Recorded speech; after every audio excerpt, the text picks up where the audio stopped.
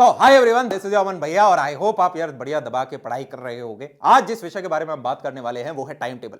एक स्टूडेंट जो होता है उसकी लाइफ का एक बहुत इंपॉर्टेंट एस्पेक्ट होता है टाइम टेबल। और पिछले 6-7 सालों में जितने बच्चों से मुझे मिलने का मौका मिला तो एक चीज समझ में आई कि सभी जो बालक हैं वो एक चीज से बड़ा जूझते हैं। वो क्या है कि यार हम अपना टाइम टेबल जो है वो फॉलो नहीं कर पाते, और अगर हमने टाइम टेबल बना भी लिया तो फिर कुछ दिनों बाद हमसे छूटने लग जाता है। हमें डर लगता है टाइम टेबल बनाने से, एक गिल्ट आता है कि यार बना तो लूंगा पर फॉलो नहीं हो पाएगा, तो उस गिल्ट से बचने के लिए हम टाइम टेबल ही नहीं बना पा रहे।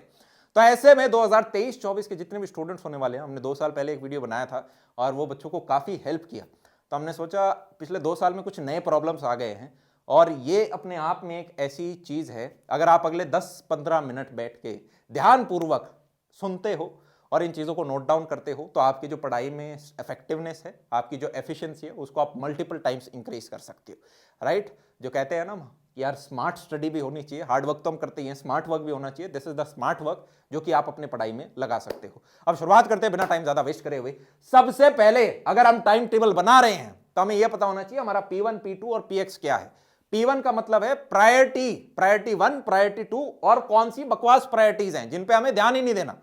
काफी बार मैंने स्टूडेंट्स के केस में देखा है कि वो 12th क्लास के अंदर आ गए हैं और अभी तक ये नहीं डिसाइड हुआ है कि यार मैं जेई मेन की तैयारी कर रहा हूं या मैं जेई एडवांस की कर रहा हूं या मैं दोनों की कर रहा हूं या मैं बोर्ड की तैयारी कर रहा हूं, सीयूईटी की कर रहा हूं, मेडिकल का वाला तो उसके अपने अलग।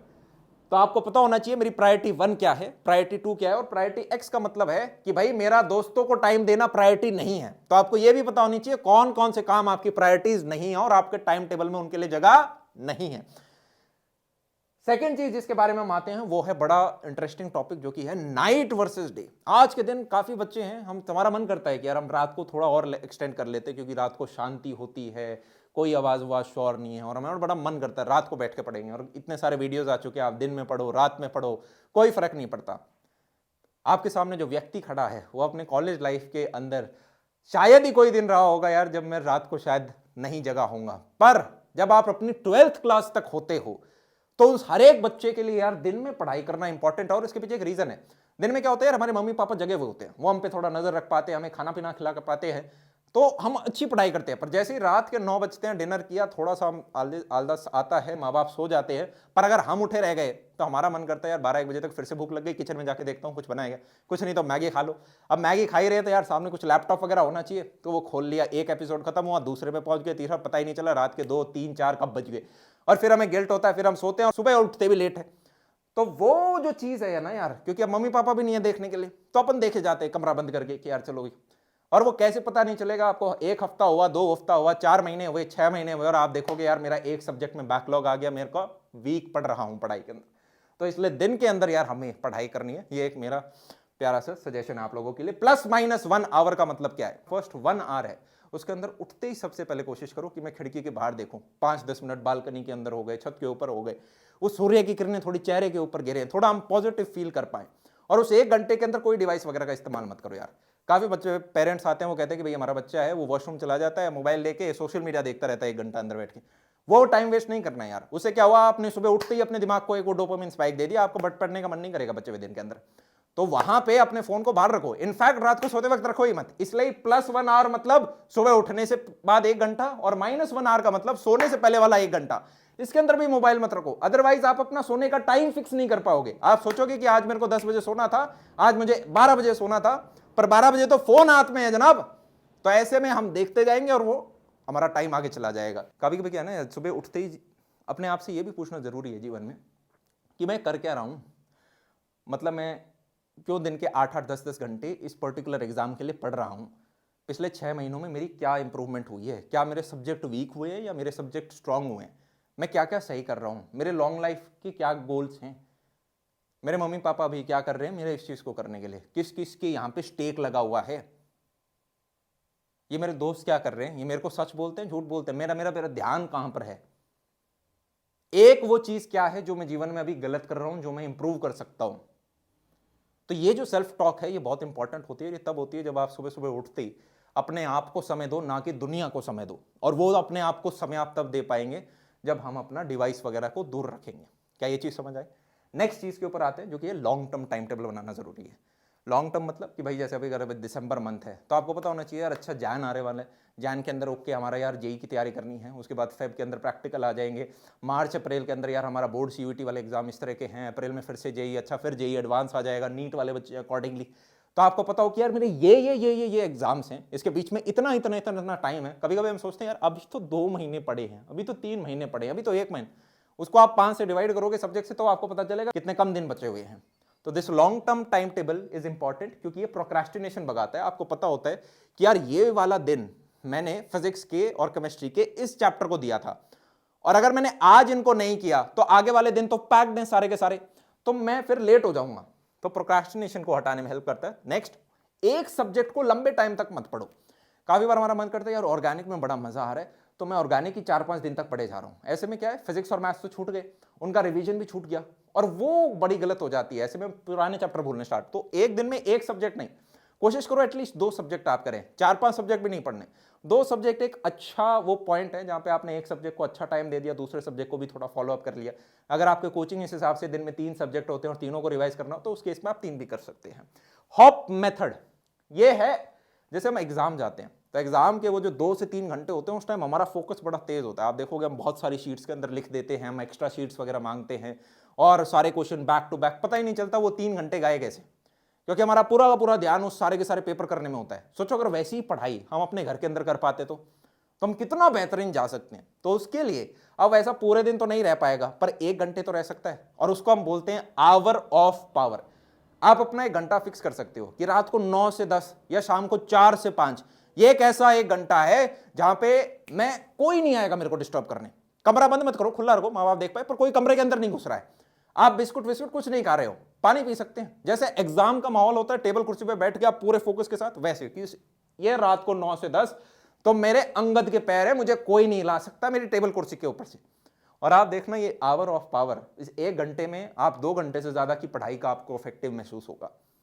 दिन का अपना 1 घंटा फिक्स कर लो, कमिट कर लो, घर वालों को बता दो कि मैंने आज से अपना आवर ऑफ पावर रात के 9 से 10 दे दिया है, शाम के 4 से 5 दे दिया है और इसके अंदर मैं बैठ के दबा के पढ़ रहा हूं। मेरे को रिवाइज करना है इन 2 चैप्टर्स को, इस एक चैप्टर को, मुझे ये 30 क्वेश्चन निकालने इस 1 घंटे के अंदर, वो फिक्स कर लो अपना। नेक्स्ट चीज के ऊपर आते रहे, रिवीजन। अरे अरे अरे ये सबसे काम की चीज है यार। अगर किसी के ये चीज समझ में आ जाए एक शुरुआत फेज से 11th 12th क्लास से, आपके नंबर में सिग्निफिकेंट इंक्रीज आ सकता है सिर्फ इससे। 3 चीजें याद रखना, पेपर में उसके नंबर ज्यादा आते हैं जिसने चैप्टर को 5 बार पढ़ रखा है, उसके नंबर नहीं आते जिसने 1 बार पढ़ रखा है। अब इसको कैसे हम कर सकते हैं, हर दिन revise for 5 minutes but every day, revise for 5 minutes every day. जो हम पहले टॉयलेट के अंदर फोन लेके जाते थे, अब टॉयलेट के अंदर आप अपनी रिवीजन कॉपी लेके जाओ और 5 मिनट के अंदर आप जितना रिवाइज कर सकते हो करो। स्कूल ब्रेक है, स्कूल की बस है, उसके अंदर अपना बैठ के रिवाइज कर लिया। अपनी आइडेंटिटी बना लो कि जब भी मेरे को खाली टाइम मिलता है मैं रिवीजन करना स्टार्ट कर देता हूँ। जब इधर उधर के लोग मेरे दोस्त बात कर रहे होते हैं मैं रिवीजन करना स्टार्ट कर देता हूँ। सोचो ही मत वो आपके बारे में क्या जज कर रहे हैं। जब आपका सिलेक्शन हो जाएगा जेई नीट के अंदर तब भी वो आपके बारे में ही बात करेंगे। क्या कहेंगे लोग, सबसे बड़ा रोग 10% रूल, मतलब 10% जो भी आप पढ़ रहे हो उसको लिख लेना। इससे हमारे हाथ को भी आदत होती है, थोड़े पन्ने भी भरते हैं तो हमें अच्छा कॉन्फिडेंस आता है कि यार आज इतने पन्ने लिख लिए मैंने। और हम ख्यालों में नहीं खोते, काफी बार किताब पढ़ते पढ़ते यूं ख्यालों में भी खो जाते हैं। जब हाथ चलता रहता है तो ध्यान वहीं पे रहता है। 10% लिख लो और जो भी आप चैप्टर पढ़ रहे हो उसको 5 टाइम्स रिवाइज करना है कि भाई अगर न्यूटन्स लॉ ऑफ मोशन है तो पेपर जो जिस दिन आपका नीट और जेई का है उससे पहले आपका 5 बार रिवाइज भी होना चाहिए, तभी यार उसका आपको पूरा फल मिल पा रहा होगा। पेपर से पहले 2 ही चीज याद रहती है, या तो वो जो आपने पिछले 1-2 दिन में पढ़ी है या जिसका आपने कई बार रिवीजन किया है। तो ऐसे में पहली बार में जब आपका लेक्चर पढ़ा दिया जाता है, कोशिश करो फर्स्ट 24 आवर्स में जो आप रिवीजन करो वो सबसे सबसे पावरफुल चीज होती है। और उसके बाद फिर जैसे जैसे मौके मिले 5-5 मिनट टाइप के, या किसी दिन आपने बैठ के थोड़ा और 1-2 घंटे की सीटिंग मार ली, किसी पेपर के बहाने से रिवीजन हो गए, फिर दोबारा जब पेपर होते हैं फिर उस बहाने से हो गए, ऐसे करते करते आपके 5 रिवीजन हो जाएंगे। टू डू वर्सेज रियलिटी, जैसे लॉन्ग टर्म टाइम टेबल बनाया वैसे ही हर दिन को ट्रैक करना जरूरी है। टू डू मतलब कि आपने सोचा कि यार मेरे को आज ये 4 चीजें करनी है, ये मेरी प्रायोरिटी 1 थी, 2 थी जो आपने पहले फिक्स कर रखी है, ये 2 घंटे फिजिक्स पढ़ूंगा, 2 घंटे मैं केमिस्ट्री पढ़ने वाला हूं, फिर मेरे को ये चीज रिवाइज करनी है, मेरा असाइनमेंट है, ये 4 चीजें करनी है। और रियलिटी में आपने क्या किया, मैच करो एंड ऑफ द डे पे। टू डू आपका होता है शुरुआत के कि भाई दिन के शुरुआत में आपका बन चुका होता है, और रियलिटी आप एंड ऑफ द डे में लिखते हो कि हुआ क्या। फिर देखो टाइम का वेस्ट हुआ, अरे यार आज मैं 1.5 घंटे दोस्त के साथ बाहर पार्क में चला गया, ये प्लान नहीं कर रखा था, ये दोस्त ही काम का नहीं है, इसको छोड़ेंगे। ठीक है, आज मैंने 2 घंटे यहाँ पे फ़ोन पे बात कर ली, इससे काम खराब हो गया। आज मैंने 1.5 घंटे मोबाइल इस्तेमाल कर लिया जो कि पढ़ाई के फालतू था और वहाँ मेरा टाइम वेस्ट हो गया। फिर आप वर्क करोगे उन सेक्टर्स के ऊपर, अनाउंस कर दो। आदमी सबसे ज़्यादा इज्जत किसकी ज़ुबान की करता है? खुद की ज़ुबान की करता है। तो ऐसे में अगर आप अपनी ज़ुबान से घर वालों को कह देते हो कि मेरा आज से आवर ऑफ पावर है वो शाम को 4 से 5 तक है, तो आप अपनी पूरा बेस्ट कहोगे कि यार घर वालों के सामने इज्जत बनाए रखनी है, 4 से 5 तो मैं दबा के पढ़ूंगा कि भाई मैं घर वालों को ये बता दो आज से मैं टाइम टेबल बनाने वाला हूं, आज से मैं ये करने वाला हूं। घर के बाहर मत बोलो, दोस्तों को, सिर्फ घर वाले लोगों को बताओ, मम्मी को, पापा को, भाई को, बहन को। और फिर क्या होगा, आपका खुद का अंदर से आएगा कि यार अपनी इज्जत बचानी है, जो मैंने कहा है उस पर तो मैं अपना बेस्ट करूं। स्टडी एनवायरमेंट का मतलब यह है आपको एकदम से सिग्निफिकेंट अगर इंक्रीज लेकर आना है अपने जीवन के अंदर। जैसे अगर आप पानी नहीं पीते तो जहां पे भी आप सबसे ज्यादा बैठते हो उसके बगल में एक मटका रख लो, आप देखना आपका पानी का इंटेक बढ़ जाएगा। क्यों? क्योंकि आपने अपनी नजरों के आगे एक मटका रख लिया, एक बॉटल रख लिया, तो अब आप बार बार पियोगे। इसी प्रकार से अगर आप अपना एनवायरमेंट चेंज करते हो, पहले अगर आप बेड पे बैठते थे तो आप टेबल कुर्सी पे बैठ के पढ़ो। इनफैक्ट एक लैंप रखो जिसके ऊपर लिखा हो स्टडी लैंप, और वो लैंप ऑन हो गया तो मतलब आप पढ़ रहे हो। चीज समझ में आई? जब आप पढ़ रहे हो तो आपके हैंड रीच के अंदर कोई भी डिस्टर्बिंग डिवाइस नहीं है कि आपका टीवी हो या आपका कोई लैपटॉप हो, पीसी हो, जिससे आप डिस्टर्ब हो सको। जब आप पढ़ रहे हो तो घर वालों को इंस्ट्रक्शन हो जाना चाहिए कि भाई अब मैं पढ़ रहा हूं, मुझे ना टीवी की आवाज सुनाई देनी चाहिए, लड़ाई झगड़ा जिसे करना है वो घर के बाहर जाके करे। और फिर भी अगर घर वाले नहीं कर रहे हैं तो देखो, कुछ चीज आप कंट्रोल करते हो, कुछ को नहीं कर पाते। भगवान ने 2 कान दिए, एक कान से सुने, दूसरे से निकाल दें, क्योंकि ये लोग तो ऐसे ही भाई बहन लड़ते रहेंगे, आपका ये समय वापस नहीं आएगा। ठीक है, चीज समझ में आई? Study environment is very important. घर को बोल दो ये मेरी लक्ष्मण रेखा है।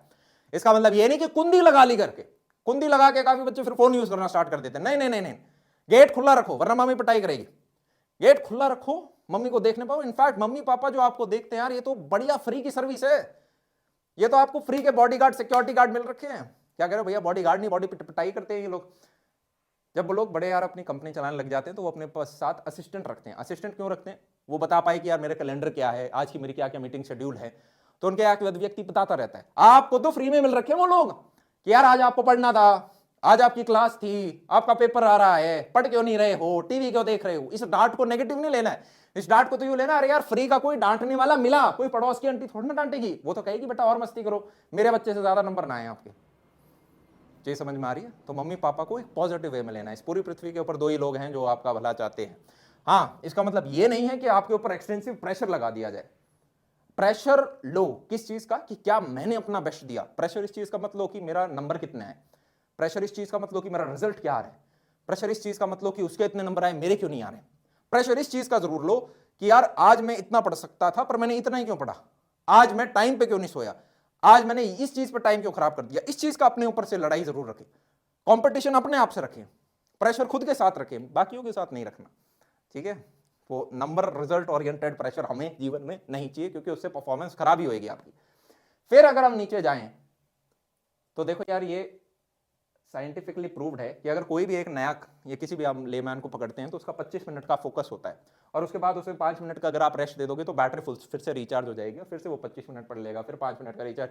पर हमें क्या है, इंडियन एजुकेशन सिस्टम ने ढीठ बना दिया थोड़ा। हमारी सिटिंग कैपेसिटी 25 से 50 मिनट कर दी, क्योंकि हमारे तो स्कूल में लेक्चर ही वो 1-1 घंटे के होते हैं, 50-50 मिनट के।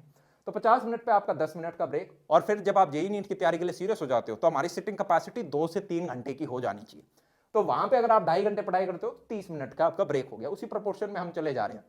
तो अगर आप सीरियस हो किसी कॉम्पिटेटिव एग्जाम को लेके, और अब दिसंबर महीना आ गया यार, 4-5 महीने मात्र बचे नहीं आपके एंड एग्जाम के अंदर, और जो उससे पहले 1-1 महीने के अंदर एग्जाम लगे हुए हैं, तो ऐसे में यार आपकी जो वीकडेज है, वीकेंड्स हैं, आपकी सिटिंग 2-2, 3-3 घंटे की होनी चाहिए। यार मंडे से फ्राइडे तक मैं 3 घंटा 2 घंटा 2 घंटे की सिटिंग मारता हूं, और सैटरडे संडे को मैं 3 घंटा 2 घंटा 3 घंटा 2 घंटे की सिटिंग मारता हूं। इसमें से ये वाला जो है, ये मेरा आवर ऑफ पावर है, जो पहला है वो मेरा आवर ऑफ पावर है। तो ये आपको फिक्स करना पड़ेगा, and this is very important. What is this? This is कोई भी जो आपका काम है उससे पहले अगर आपने डोपामिन स्पाइक ले ली, और उसके बाद अगर आपने डोपामिन स्पाइक ले ली, तो यार फिर आप एक ऐसे विशेष लूप में फंस गए हो जिसको 2023-24 में अगर मैं कहूं, पिछले 2 साल के अंदर ये बहुत बड़ा बदलाव आया है कि इंटरनेट एग्रेसिव हो गया है। मतलब कोई बड़ा शौक नहीं होगा कि आने वाले 10 साल में सरकार कोई रूल निकाल दे कि भाई हमारी जो देश के बच्चे हैं या देश के युवा हैं, हाँ भाई वो इंटरनेट से काफ़ी बड़े भी रहे हैं, पर इंटरनेट का एक एडिक्शन भी आ चुका है। इंटरनेट से ये टिकटॉक हट गया, नहीं तो माँ बाप अपने बच्चे को लेकर हॉस्पिटल में आते कि भाई हमारे बच्चे को टिकटॉक हुआ है। तो ये बहुत बड़ी दिक्कत है, ये छोटी नहीं है, ये बस दिख नहीं रही। अभी आने वाले समय में हम जितना बच्चों के साथ इंटरेक्ट करते हैं, हमें हर साल दिखता जाता है कि बच्चे के माँ बाप और वो बच्चा खुद परेशान हो गए हैं। तो ये जो वर्क है, इससे पहले कोई डोपामिन स्पाइक मत लेना कि यार मैं पढ़ने जाऊंगा, उससे पहले मैं थोड़ा सा है ना टीवी देख लेता हूं, थोड़ा सा मूवी देख लेता हूं, थोड़ा सा मोबाइल देख लेता हूं।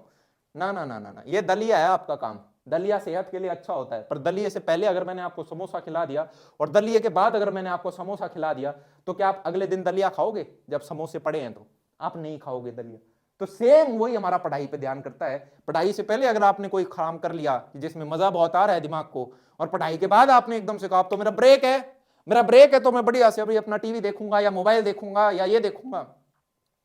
आपको ये करना है कि मैं एक बढ़िया सा 5 मिनट का नैप ले लूं, 10-15 मिनट का नैप ले लूं, चलेगा। 5-10 मिनट में अपने बालकनी पे चला जाऊं, चलेगा। 5-10 मिनट में अपना मम्मी पापा के साथ बैठ गया, चलेगा। 5 मिनट घर में कोई पेट है तो उसके साथ बैठ गए तो चला गया। 5-10 मिनट आपने कोई एक्सरसाइज करनी है तो चला गया। आधा घंटा का आपके ब्रेक है, आधे घंटे में यार आप कुछ भी मतलब करो, पर डोपामिन स्पाइक से हटो।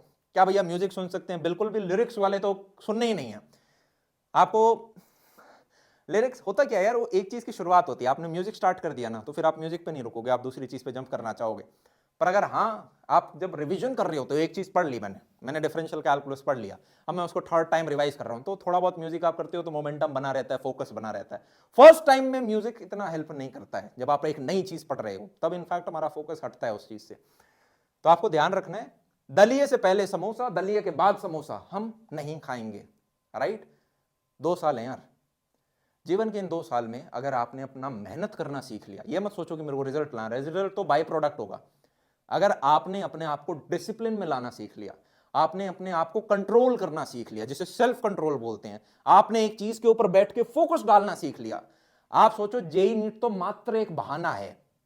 आप जीवन में अगर आपने स्वयं पे कंट्रोल और ये चीजें कर ली, तो आपके सामने जो चैलेंज आएगा कल को, चाहे वो कंपनी के अंदर ग्रोथ लेना हो, चाहे खुद की कंपनी लगाना हो, चाहे अपना डोमेन चेंज करके कोई नया काम करना हो, वहां पे आपको रोकने वाली कोई ताकत नहीं होगी, क्योंकि आपने स्वयं को कंट्रोल कर लिया है, स्वयं को मैनेज करना सीख लिया है। तो ये जेईई नीट 12वीं 10वीं ये तो बहाने हैं, किस चीज के? आपको मेहनत करने सिखाने के। आपको रिजल्ट पे चिंता नहीं देनी, आपको ये देखना है कि यार मैं अपना कंट्रोल कर पा रहा हूं क्या। सोचो एक रोबोट होती है वॉशिंग मशीन, उसको हम इंस्ट्रक्शन देते हैं कि भाई ये कपड़े धो दे, पर वो धोए नहीं। अब हमने अपने आप को इंस्ट्रक्शन दे रखा है कि यार आज मेरे को 8 घंटे पढ़ाई करनी है, आज मेरे को 11 घंटे पढ़ाई करनी है, आज मेरे को ये चैप्टर रिवाइज करना है, और उसके बाद हम कर ही नहीं रहे। सोचो कैसा लग रहा है, उस वॉशिंग मशीन की तरह जो काम नहीं कर रही, हम भी काम नहीं कर रहे। तो ये सेल्फ कंट्रोल जरूरी है। सोचो अगर आपके कमरे में मैं एक कैमरा लगा दूं और उस कमरे से आप खुद ही को देखे जा रहे हो कि यार मैं पूरे दिन कर क्या रहा हूं, तो आपके अपने लेके क्या थॉट आएंगे? क्या आप दिन में 3-3 4-4 घंटे किसी स्क्रीन के आगे बैठे हुए हो? क्या आप दिन में 3-3 4-4 यार घंटे लेट उठ रहे हो, लेट सो रहे हो? तो फिर आप उस व्यक्ति के बारे में क्या कमेंट करोगे? आप ये कहोगे ना यार ये वॉशिंग मशीन अच्छे से क्यों नहीं चल रही, ये व्यक्ति ढंग से काम क्यों नहीं कर रहा। मैंने अपने आप को ये कह रखा है मैं खुद ही की बात नहीं मान रहा। तो ये कंट्रोल जिस बच्चे ने अपने टीनेज के अंदर सीख लिया, टीनेज एक ऐसी है जहां पे इस चीज को करना और भी मुश्किल होता है, तो भाई मुश्किल काम ही करेंगे तभी तो 100 में से 1 कैटेगरी में आओगे। आज ये टाइम टेबल का वीडियो जितने भी बच्चे देख रहे हैं, 100 में से 1 बच्चा है जो कर पाएगा कायदे से, रेगुलरली, कंसिस्टेंटली। अगर लाख बच्चे देख रहे होंगे तो 1000 बच्चे होंगे जो कर पाएंगे। प्रश्न ये है क्या आप उन 1000 बच्चों में आ रहे हो? खुद को अगर आपको तारीफ भी लगानी है तो आप ऐसा नहीं करो कि कार्ड सिस्टम लगा लो या मार्किंग सिस्टम लगा लो कि यार आज मैंने टाइम टेबल बनाया, टिक, आज एक और दिन मैंने टाइम टेबल बनाया, कैलेंडर में टिक टिक टिक टिक। मेरे पास ऐसे ऐसे बच्चे हैं जो मुझे 100 डेज तक फोटो क्लिक करके पोस्ट करते हैं इंस्टाग्राम के ऊपर, भैया देखो मेरे 20 दिन तक मैंने टाइम टेबल फॉलो किया, मेरे 100 डेज हो गए टाइम टेबल फॉलो किया, 140 डेज हो गए टाइम टेबल फॉलो कर रहा हूं, और मुझे बहुत अच्छा लगता है कि यार बच्चा करता जा रहा है। आप लोगों के लिए भी एक चैलेंज है, अगर आपने नेक्स्ट 7 डेज टाइम टेबल बना दिया तो अपने आप को कटप्पा घोषित कर देना, और आपने अगले 14 डेज अगर back to back consistently time table बनाया तो अपने आप को बाहुबली घोषित कर देना। और अगर आपने 14 दिन किया तो आपको खुद ही इसके पॉजिटिव्स दिखने स्टार्ट हो जाएंगे, और क्या है कि फिर आपका खुद मन करेगा कि यार मैं इस चीज को कंटिन्यू करूं। और अगर बीच में फिर भी छूटता है तो क्या, फिर से यार जैसे बच्चा अपना खड़ा होकर चलना सीखता है वैसे आपको फिर से स्टार्ट करना है। इसको वीडियो को वापस देख लेना, ठीक है, खुद के 2 डांट मार लेना, इसी के साथ समाप्त करते हैं, मिलते हैं आपसे फिर से, तब तक के लिए बाय बाय, टेक केयर, सी या।